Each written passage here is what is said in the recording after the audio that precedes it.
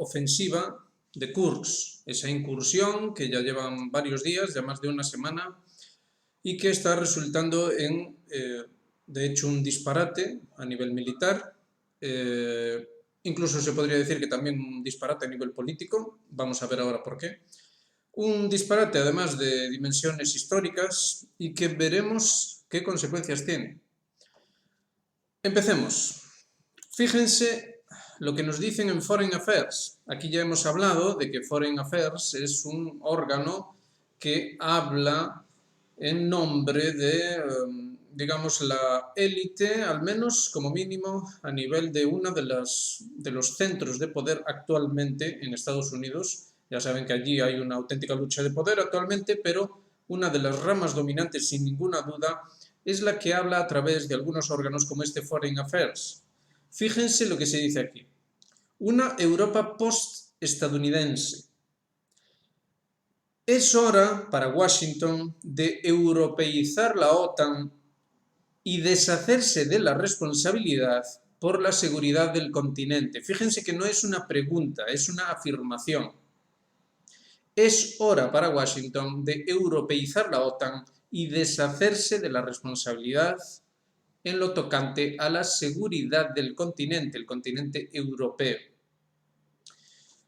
Por supuesto, esto pasará desapercibido, pero es muy grave, muy significativo y nos hace rememorar ciertas cuestiones históricas. Fíjense que alguien compartió en el foro de debates del canal, en Telegram, compartió un vídeo en el que se reproduce una conversación del líder de Alemania durante la Segunda Guerra Mundial con el presidente, o más bien jefe de las Fuerzas Armadas, si mal no recordamos, finlandés, en el año 1942, junio del año 1942. Ahí se recogen ciertas citas interesantes que mostramos aquí. Bueno, ahí tienen la imagen, supuestamente esta imagen se corresponde con aquella reunión que también supuestamente fue grabada sin conocimiento del líder alemán en cuestión. Fíjense lo que dice este líder alemán. Dice, un peligro muy serio, quizás el más serio. Es ahora cuando podemos juzgarlo, es decir, verano de 1942. No comprendimos hasta qué punto ese Estado, la Unión Soviética, estaba armado. Se dan cuenta, ¿verdad? Se dan cuenta de lo que hemos dicho aquí durante todo este tiempo. A todos los niveles, y de hecho ya hemos dicho aquí que hace falta un estudio histórico serio, un estudio histórico y además geopolítico serio, suficientemente profundo, que nos haga ver lo que es la triste realidad, y es la conexión entre aquella guerra, aquella política, aquel proyecto civilizatorio y esta guerra, esta política y este proyecto civilizatorio. La conexión está ahí. Veamos las otras citas, fíjense. Totalmente, esa es la cuestión. Tenían el mayor arsenal que cualquiera podía imaginar. Miren, cuando empezó esta guerra, recordamos haber hablado con alguna gente e incluso hicimos pública nuestra opinión. Dijimos, nada más empezada la operación militar, que era absolutamente suicida y absurdo enfrentarse de manera directa a Rusia, puesto que Rusia era una potencia militar de primer orden. Las carcajadas, amigos, se escuchaban en Moscú. Estaban todos tan seguros, como estaban los dirigentes alemanes de la Segunda Guerra Mundial, de que la tarea rusa sería cosa fácil, que los rusos eran débiles, que se habían empantanado ayer, es decir, en la Segunda Guerra Mundial, en Finlandia, como supuestamente se han empantanado hoy en Ucrania.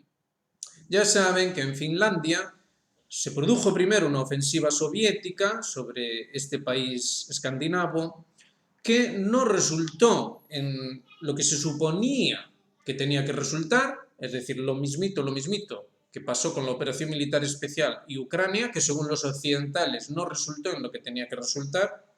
Según los occidentales debía resultar en la ocupación total de Ucrania, cosa que los rusos nunca dijeron. Lo mismo con la Segunda Guerra Mundial y aquella guerra de invierno entre Finlandia y la Unión Soviética. El caso es que los finlandeses consiguieron, con ayuda alemana, entre otros, consiguieron recuperarse del primer golpe soviético y consiguieron, digamos que no salir muy mal parados de esa guerra. Pero a cambio tuvieron que pagar el precio de ver su país, no vamos a decir ocupado, pero algo parecido a la actual Finlandia. Es decir, la actual Finlandia, que ya está en la OTAN y que, como se ha hecho público, tiene ya varias bases militares estadounidenses en su territorio. Bueno, pues algo parecido ocurrió entonces. Entonces, se suponía, fíjense, son las palabras textuales del líder alemán de la Segunda Guerra Mundial, se suponía, lo vamos a volver a repetir, tenían el mayor arsenal que cualquiera podía imaginar. Mire, si alguien llega a decirme que un país con... Bueno, ahí hubo una interrupción. Si alguien me hubiera dicho que un país podía poner en fila 35.000 tanques, le habría dicho que estaba loco.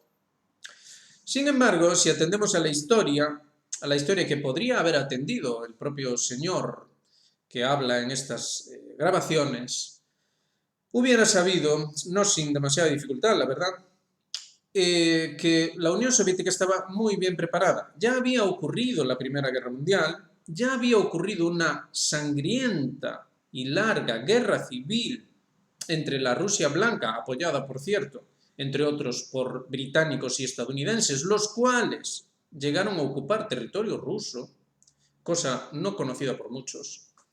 Ya había ocurrido la Revolución Soviética, ya se había, de hecho, estabilizado el proyecto de la Unión Soviética y era obvio que los soviéticos no podían más que prepararse, y además de manera concienzuda, para no tanto la agresión en concreto de la Alemania de aquella época, cuanto la agresión de aquellos que ya les habían agredido. Es decir, en la Unión Soviética, Stalin, pongamos por caso, no ignoraba, no podía ignorar y no ignoraba de hecho que los anglosajones, anglosionistas ya en aquella época, pretendían el dominio de la isla del mundo.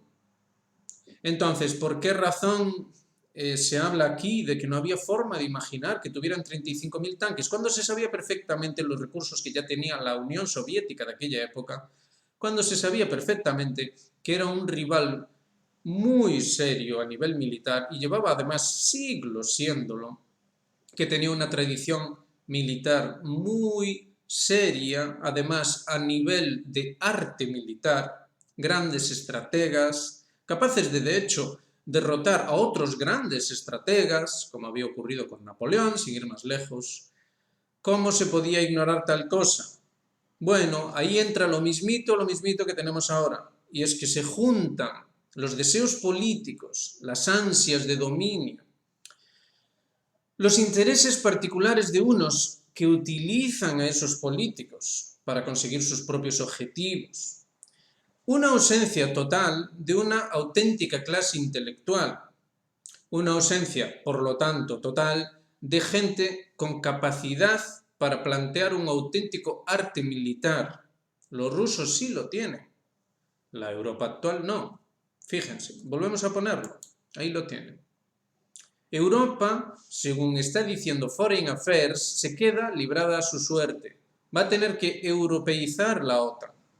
¿Cómo se supone que va a hacerlo? No se supone.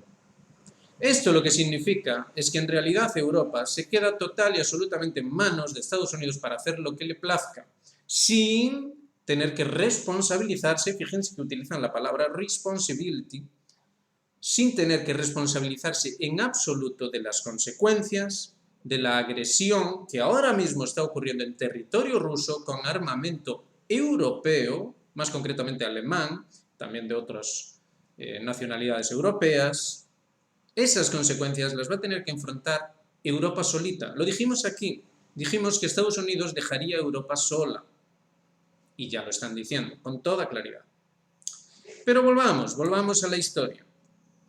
Entonces el presidente de Finlandia, ¿de acuerdo?, decía 35.000 tanques.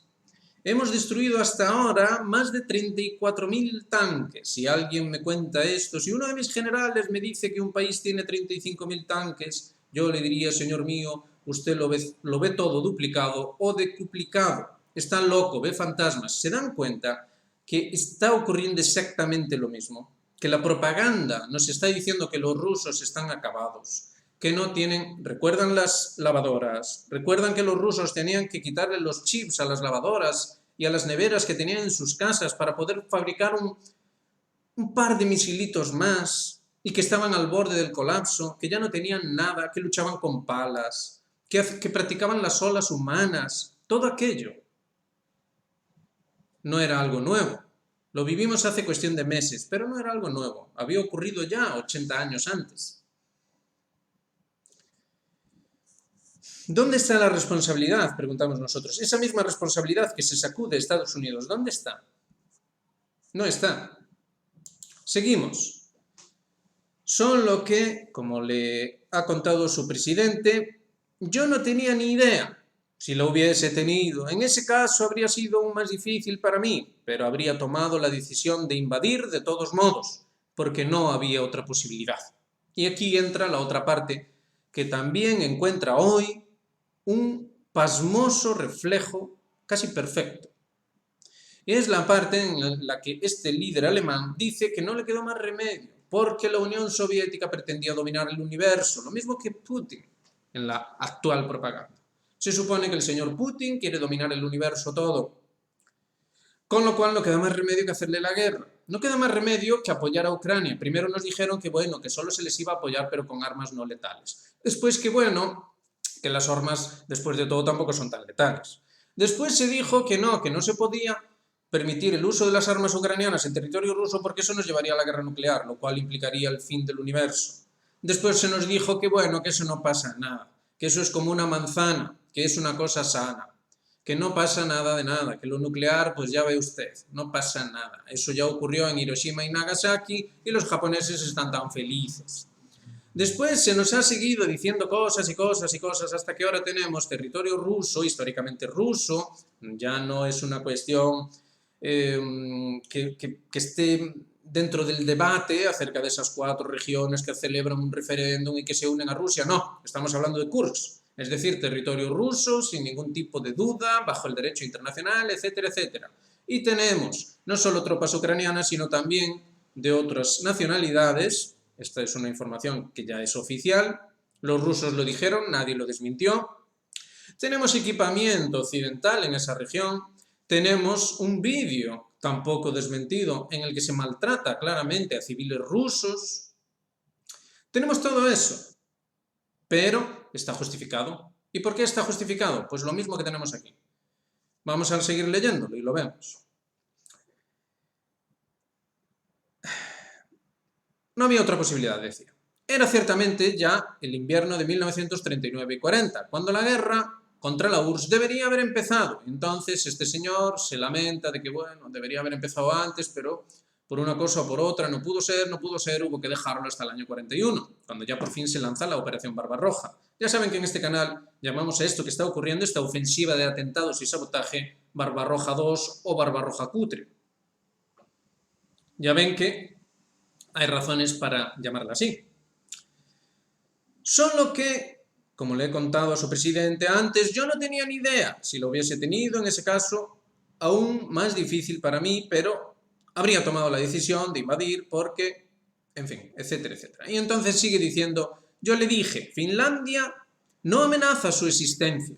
Es decir, el señor líder alemán le está diciendo al ministro de Exteriores soviético de la época que Finlandia no amenazaba la existencia de la Unión Soviética. Pero recordemos que habían estado en guerra, que la cosa terminó más o menos de aquella manera para Finlandia y también para la Unión Soviética, con lo cual teníamos una situación en la que ciertamente los soviéticos tampoco tenían por qué estar felices de la vida con respecto al comportamiento de Finlandia, con lo cual tampoco cabe justificación acerca de esto que se está diciendo aquí. O sea, me está usted diciendo que Mannerheim... Mannerheim interrumpe, bueno. ¿Que su existencia se ve amenazada por Finlandia? Bueno, me dijo, era un asunto moral. Está diciendo que Molotov, el ministro de Exteriores soviético de la época, le estaba diciendo a este líder alemán que era un asunto moral. Interesante, ¿no? Interesante porque en Ucrania hemos tenido lo mismo. En el actual conflicto, en la operación militar especial, ¿qué es lo que no paró de decir Putin? Que era un asunto moral, mayormente. Que no se habían cumplido los acuerdos de Minsk, que lo que estaba pasando en el Donbass era una barbaridad bajo el derecho internacional y bajo cualquier consideración moral elemental. Es interesante este paralelismo, como mínimo. La amenaza a una gran potencia y que lo que estaba haciendo Finlandia era de carácter moral, una amenaza a su existencia moral. Entonces le dije que no asistiríamos, como espectadores pasivos a otra guerra en el Báltico. Fíjense que aquí se menciona el Báltico. Es decir, tenemos lo mismo. ¿Qué es lo que está diciendo la Unión Europea? Todos estos países insensatos que, dirigidos por los que nos hablan aquí en Foreign Affairs, por estos, disculpen, estos de Foreign Affairs, dirigidos por estos, están diciendo lo mismo, están diciendo, recordarán a Borrell, diciendo que el asunto se dirimiría en el campo de batalla. Recordarán también a Scholz hablando de que esto no se podía permitir, que no iban a permanecer impasibles. Es decir, un paralelismo pasmoso, asombroso. Bueno, entonces esto nos lleva, como lo ven en pantalla, a ese mapa. Antes de nada vamos a decir un par de cosas. Ha habido noticias, y no precisamente en Kursk. Ha habido noticias en los entornos de Pokrovsk, un enclave estratégico de la máxima importancia, aunque ahora los propagandistas están diciendo que no, que ahí no pasa nada, que eso no tiene ninguna importancia, que qué va a importar eso. Siempre dicen lo mismo, lo dijeron ya antes, con Bakhmut, etcétera, etcétera. Abdika, etcétera. Y Mariupol también lo habían dicho. Nunca es algo estratégico cuando ganan los rusos. Sin embargo, cuando los ucranianos hacen una incursión sin ton ni son y sin ninguna posibilidad de prosperar, entonces sí, es lo más estratégico que jamás se había hecho. En fin, la cuestión es que, como bien destaca por ejemplo Martianov y otros analistas, la toma de Pokrovsk, que es perfectamente factible, solo hay que ver el avance ruso constante, significaría un punto de absoluta ruptura en el conflicto en el Donbass. ¿Por qué? Y ahí sí vamos a poner el mapa. Vamos a ver. Ahí lo tienen. Si se fijan, ahí están viendo Donetsk. Y a la izquierda, un poco más arriba, si se fijan bien, verán que ahí está Pokrovsk. Y si se fijan, las propias carreteras, esas líneas que ven en el mapa son las principales vías, las principales carreteras, muestran un auténtico nudo radial. Es decir, Pokrovsk es un punto muy importante a nivel logístico. Una vez tomada semejante plaza, esto daría vía libre hasta el Dnieper. Parece mucha distancia, pero mayormente ahí se concentra lo que son llanuras, básicamente, hasta el propio río, que sería así una barrera ya importante, natural. Fíjense que al norte del río, que ven ahí a la izquierda, está Dnipropetrovsk, es decir, otra de las ciudades principales, y donde supuestamente, todo se ha dicho, es donde se estaban preparando esas armas que supuestamente iban a ser lanzadas contra la central de Zaporozhye o quizá la de Kursk, dentro de ese evento nuclear. ¿Por qué semejante cosa? Y recordemos el contexto que acabamos de poner. Y aquí lo tenemos. Ya lo habíamos escuchado, dijimos aquí en uno de nuestros programas, en boca de Patrushev.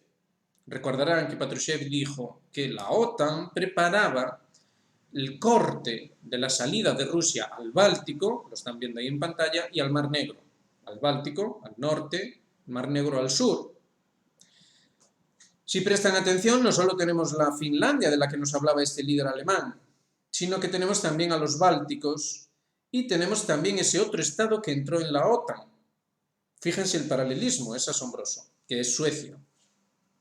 Esto, junto con Dinamarca y Noruega, supuestamente cerrarían el paso ruso al Mar del Norte.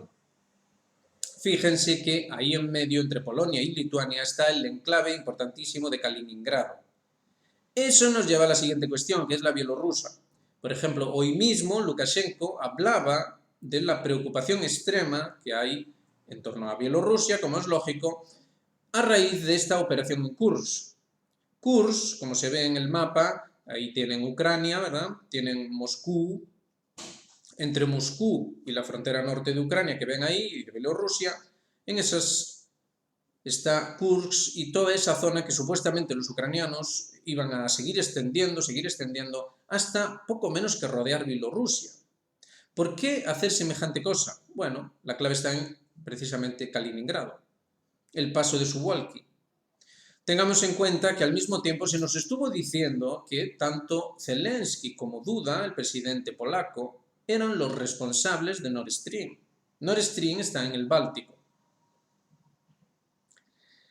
El paso de Suwalki, digamos que es el paso que permite entre Bielorrusia y el enclave de Kaliningrado, pues digamos los suministros para este importante enclave. Sí, se pueden hacer también por mar, pero es mucho más difícil y de hecho muchos de los suministros pasan por esa vía férrea, una vía de ferrocarril que pasa por ahí, por Suwalki, de ahí ese nombre. Entonces, tenemos muchas tropas de la OTAN desde hace mucho tiempo en Polonia. Tenemos a Lukashenko diciendo que se está amenazando la frontera occidental de Bielorrusia. Tenemos que también se dice cómo drones están atacando constantemente Bielorrusia por el sur, es decir, desde Ucrania, y que también los ucranianos tienen unos 120.000 hombres en torno a la frontera con Bielorrusia y que esperan un ataque. Parece un disparate hasta que se ve lo que decía Patrushev, lo que se ve en la propia pantalla como la estrategia general de la que ya hablamos aquí, de cerrar todos los pasos. También se quiere cerrar el paso por el Ártico. Esto sería tarea de Noruega, la cual precisamente dentro del contexto de esta ofensiva de atentados y sabotaje debería hacer algo para impedir el paso ruso por allí. El Báltico sería cerrado de esta manera que acabamos de decir y pasamos a la otra cuestión en la que está habiendo rumores ahora mismo, que es Transnistria. Ahí se puede ver muy en pequeñito Moldavia. Al ladito mismo de Moldavia, entre Moldavia y Ucrania, tenemos Transnistria. Un enclave muy importante ruso, técnicamente no son rusos, pero es un país que solo está reconocido por Rusia y con unos 250.000 habitantes que mayormente se identifican con Rusia. Ahí hay importantes arsenales también y hay un contingente militar ruso. Entonces, si lo piensan, ya no parece todo tanta locura. Es básicamente aquella vieja historia de la que hablaba el líder alemán de la Segunda Guerra Mundial.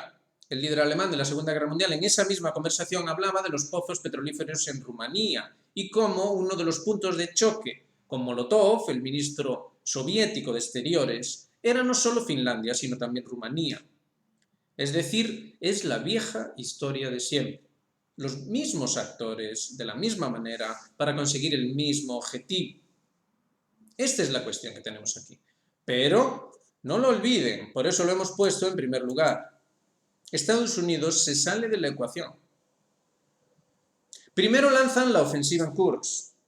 Ahora los rusos están obligados, ya lo han dicho, ya es oficial, no quieren saber nada de negociar con Ucrania una hipotética paz, un hipotético alto el fuego. Ahora que ya ha sido lanzada la ofensiva en Kursk, por eso los alemanes se han adelantado a decir que bueno, que quizá un par de borrachos ucranianos volaron Nord Stream después de todo. Ahora, ¿quién va a detener a los rusos? ¿Quién se supone que lo va a hacer? Los europeos, ahí lo tienen en pantalla. Una OTAN europeizada. La misma historia de hace 80 años, amigos. La misma. Hemos caído como tontos, los europeos, en la misma vieja trampa. Mientras el señor líder alemán hablaba en ese verano de 1942 con los finlandeses acerca de la operación sobre Rusia y de cómo habían calculado mal estos rusos, cómo es que tenían tantos tanques, cómo es que tenían esas factorías colosales, cómo es que eran capaces de tener un complejo militar industrial tan descomunal, capaz de estar constantemente surtiendo las estrategias de sus, por lo demás, excelentes generales. Es decir, el aspecto estratégico estaba perfectamente coordinado con el aspecto operativo y, desde luego, también con el táctico. ¿Cómo era posible todo aquello? Pues mientras este señor hablaba de esas cosas en el verano del año 42, en el Pacífico, Estados Unidos endosaba una derrota absolutamente clave al imperio japonés, la batalla de Midway. La misma historia. ¿Qué es lo que están preparando los estadounidenses? Hacer lo mismo, pero esta vez con China. Primero, empantanan a Europa en una guerra imposible de ganar con Rusia. Y después, o durante, se dedican a lo suyo, a lo que mejor saben hacer, sabiendo que una vez que Europa no gane esa guerra que no se puede ganar, podrán recoger los trocitos rotos y aprovecharse a placer para hacer sus negocios y sus historias. En fin, lo dejamos ahí a la reflexión. Ustedes valorarán por ustedes mismos si lo que estamos diciendo aquí es o no es sensato, si es o no es, cómo son realmente las cosas. Y ahora cabe preguntarse, ¿cuál es la dirigencia en Europa? ¿Cuál es la sensatez? No se trata tanto de juzgar concretamente a un personaje en concreto de la historia, como el caso de este líder alemán. Se trata más bien de preguntarse acerca de cómo es posible que una y otra vez la misma vieja Europa caiga en una trampa tan absurda y ridícula como esta. Es decir, este líder alemán decía que no podía saberse que los soviéticos tenían tal poderío, pero eso es falso. ¿Cómo no habría de saberse? Cualquier persona que fuese capaz mínimamente de razonar y tuviese unos mínimos conocimientos acerca de lo que es la guerra moderna, y en aquel momento la guerra ya era moderna, ya había ocurrido la Primera Guerra Mundial, podía, más que deducir, podía saber, de hecho, que los soviéticos no eran precisamente el enemigo más fácil de derrotar del mundo. No precisamente. ¿Qué es lo que ha pasado aquí? El tiempo ha pasado, nos hemos creído muy listos, hemos creído que ya se había superado toda esa torpeza de la Segunda Guerra Mundial y que ahora Europa, bueno, no era una cosa increíble. Y hemos cometido exactamente los mismos errores. Hemos prejuzgado a Rusia. Nosotros decíamos que Rusia era una potencia militar del primer orden y teníamos razón, pero todos se burlaban. Decían que estábamos locos, que Rusia caería fácilmente. Todas aquellas tonterías de las palas y todas estas gaitas. Y aún lo siguen diciendo que lo de Kursk va bien, lo de Kursk está dando frutos, que pronto la guerra dará la vuelta. Lo mismo decía aquel líder alemán, y ya sabemos cómo terminó. ¿Cómo se supone que va a terminar esta vez? Buena pregunta. Fíjense que a nivel político no hay ninguna reacción en absoluto. Una cosa sí está funcionando muy bien hoy como ayer, y es el embobamiento de la masa. La masa no sabe en lo que está siendo involucrada, no sabe lo que va a resultar de todo esto. Pero del otro lado del océano, en Estados Unidos, sí parecen saberlo. Parece que han jugado la vieja partida exactamente de la misma manera y parece que les está saliendo bien, al menos de momento. Veremos si hay reacción, veremos qué pasa, pero como mínimo estas cosas deberían llevar a una auténtica reflexión. Quizá no sea todavía demasiado tarde para una auténtica reacción, una reacción que tiene que ser antes que nada intelectual, que tiene que empezar por comprender cuál es la naturaleza de este conflicto, de qué manera puede o no ganarse una vez ya involucrados y en caso de que pueda salirse todavía de este conflicto, pues aplicar lo mismo que aplican nuestros amiguetes. Un largarse y rápido. No va a ser fácil. Fíjense cómo han sido muy listos esos carros de combate, esos contingentes, ese señor Macron diciendo aquello hace unos meses, cómo todo parecía diseñado, ¿verdad?, para agarrar a los europeos, mientras en Estados Unidos ahora hacen ese cambio con Donald Trump y dicen, hombre, Putin, no te enfades, Putin, pero si soy yo, soy Trump, soy tu amigo. La culpa fue de estos europeos, hombre. Tómala con ellos, no conmigo. Ay, en fin, lo dejamos ahí. No vale la pena insistir más. Quien quiera, entenderá si quiere. Así que ya saben, como decimos siempre, hagan me gusta, suscríbanse, activen notificaciones, háganse miembros de Geopolítica Actual, ayúdennos en esta labor que, como ven, es una labor necesaria y que no se está haciendo, pero aquí estamos dando el callo. Compartan esta información y, bueno, tratemos de evitar en la medida de lo posible el desastre que hoy como ayer se cierne sobre Europa. Así son las cosas, triste pero cierto. En fin, lo dejamos ahí, nos vemos en la próxima. Venga, un abrazo.